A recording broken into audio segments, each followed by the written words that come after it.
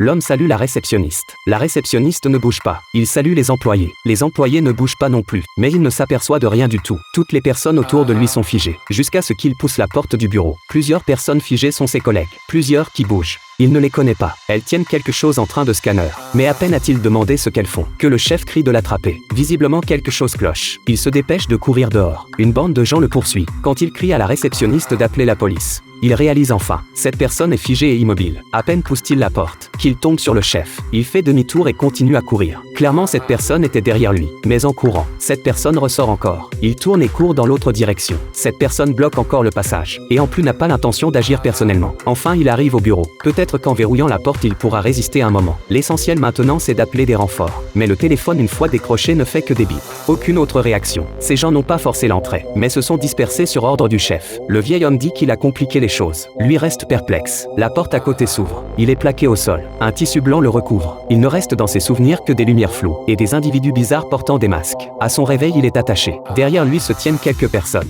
Il essaie de poser ses questions, mais ces gens l'ignorent. Finalement c'est le vieil homme qui s'approche et révèle leur identité. Ils sont du bureau de gestion du destin. Ils organisent les comportements et pensées des gens. À peine entend-il cela, qu'il veut s'enfuir. Mais après quelques pas il s'effondre lourdement. Apparemment il ne lui mentait pas. Non seulement il peut contrôler les personnes, mais aussi les objets. Le plus terrifiant c'est qu'il peut lire vos pensées, savoir à quoi vous pensez. Dans la conversation qui suit, il comprend pourquoi il est là. En fait c'est le café qu'il devait renverser, qu'il n'a pas renversé. Le bus qu'il devait rater, qu'il n'a pas raté. Il devait arriver à l'heure au bureau, mais il a eu 10 minutes de retard. Il a perturbé le plan. Et tout cela à cause d'une femme. À cause de son apparition. Tous les comportements ont changé. C'est absolument interdit. Il comprend enfin que toute sa vie a déjà été écrite à l'avance. Même chaque geste a été prévu. Tout cela est décidé par quelqu'un appelé le président. Le vieil homme lui dit qu'il peut partir, mais doit accepter 2 conditions. D'abord garder le secret sur leur existence. Ensuite ne plus revoir cette femme. Acceptons d'abord puis on verra. La porte s'ouvre. Il retourne au bureau, regardant cette porte mystérieuse. Il y pose la main. Où est donc cet espace? C'est redevenu la salle de réunion d'origine.